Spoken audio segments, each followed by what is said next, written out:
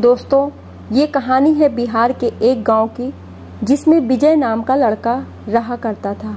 बचपन से ही पढ़ाई में होशियार विजय अपने मम्मी पापा की आखिरी उम्मीद था। विजय के दादा ने अपने समय में बहुत कर्ज ले लिया था, जिसको चुकाने में पापा की पूरी जिंदगी मजदूरी में निकल गई। उनके पास थोड़ी सी जमीन थी, जिससे उनका गुजारा हो रहा था। पापा की तबीयत मजदूरी करने से खराब रहती थी, पर पापा विजय को इस बात का एहसास नहीं होने देते थे। विजय को पढ़ाई में इतना होशियार देखकर उसके मम्मी पापा ने हर वह काम किया जिससे वह विजय को पढ़ा पाए। विजय की कॉलेज की पढ़ाई खत्म हो गई थी और वह एक छोटी सी नौकरी करने लगा, जिससे उसका खर्चा निकल जाता और साथ में वह कलेक्टर बनने की तैयारी भी कर रहा था। विजय अपने वक्त का एक मिनट भी फालतू नहीं गुजारता था। विजय ने पूरा समय पढ़ाई और नौकरी में ही लगा दिया। विजय के पापा को ये पता था कि वह कलेक्टर बनना चाहता है, इसलिए घर की हालत बहुत ज़्यादा खराब होने पर भी उन्होंने विजय से कभी इस बात का जिक्र नहीं किया और ना उसको अच्छी नौकरी करने के लिए कहा। लगातार 2 साल तक विजय पास नहीं हो पाया। उसके बाद भी उसके पिता ने अपना घर और जमीन गिरवी रखकर विजय को आईएएस की कोचिंग ज्वाइन करवाई और उसकी नौकरी भी छुड़वा दी और केवल पढ़ाई करने को कहा। विजय के पापा हमेशा उससे कहा करते, बेटा, खेत और घर दोबारा आ जाएंगे, पर कलेक्टर दोबारा नहीं बन सकते। आज पूरे साल पढ़ाई करने के बाद विजय का रिजल्ट आ गया, जिसमें वह अच्छे नंबरों से निकल गया था। आज उसके पिता से ज़्यादा खुश कोई नहीं था। ऐसा लग रहा था जैसे विजय का सपना पूरा होने वाला है, पर भगवान को कुछ और ही मंजूर था। विजय का कल इंटरव्यू था और सुबह से उसके पापा की तबीयत खराब थी। विजय के पापा उसकी माँ से बार बार कह रहे थे कि विजय को मत बताना, और उस दिन देर रात उनकी मौत हो गई। अब एक माँ जिसकी गोद में उसका पति गुजर गया और वह अपने दर्द को भुलाकर अपने बेटे की जिंदगी के बारे में सोच रही थी। माँ ने पड़ोसियों तक को इस बात का एहसास नहीं होने दिया कि उसका पति अब नहीं रहा। पूरी रात ऐसे रोई कि आवाज भी ना निकले, और सुबह विजय जब इंटरव्यू देने जाने लगा तब माँ और पापा का आशीर्वाद के लिए उसने माँ को कॉल किया।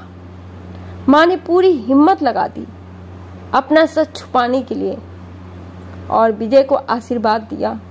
और जब विजय ने पापा से बात करने को कहा तो माँ बोली, पापा अब तुमसे बात नहीं करेंगे, वे कलेक्टर से बात करेंगे। इतनी बात करके माँ ने फोन रख दिया।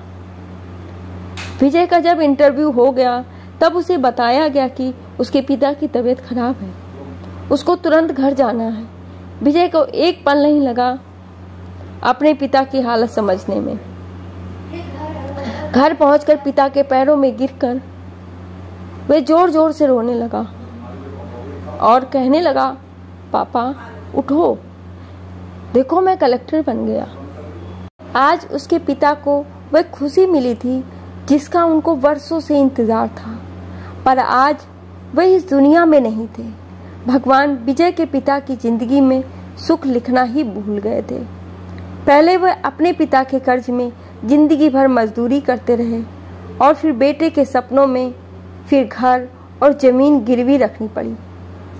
वे जिंदगी में कर्ज लेकर आए और कर्ज लेकर चले गए। विजय के पिता को भले ही जिंदगी में कुछ हासिल ना हुआ हो, पर वह अपने लड़के को इस काबिल बना गए कि वह अपने साथ पुश्तों को बैठे बैठे खिला पाए। विजय की माँ ने जो उस रात किया, जिसको करने का जज्बा बहुत कम लोगों में होता है। जब विजय कलेक्टर बनकर घर आया तब माँ ने विजय से कहा, बेटा तुम आज इतने बड़े बन गए हो कि हजारों गरीबों का भला कर सकते हो। जब भी तुम्हारे सामने कोई गरीब मदद मांगने आए तो अपने पिता और मेरे बारे में सोचना। मैं तुम्हारे बराबर पढ़ी लिखी और समझदार तो नहीं हूँ, पर इतना जरूर जानती हूँ गरीब आदमी की बहुत मजबूरी होती है। तुम कभी किसी का बुरा मत करना। शिक्षा दोस्तों, इस कहानी से हमें ये शिक्षा मिलती है कि वक्त कितना भी खराब हो, हम उसे बदल जरूर सकते हैं। माँ और बाप के एहसानों को हम कभी नहीं उतार सकते, पर हम अपने कर्मों से उनकी इच्छा जरूर पूरी कर सकते हैं। ये इमोशनल कहानी सच्चाई पर आधारित है। इस कहानी में आपने पढ़ा कि कैसे विजय के पिता का जीवन लग गया उसे कलेक्टर बनाने में। जब भी कोई किसी पोस्ट पर या जीवन में बहुत ऊपर किसी पद पर पहुंच जाता, तब उसमें बहुत सारे लोगों की मेहनत और त्याग लगता है।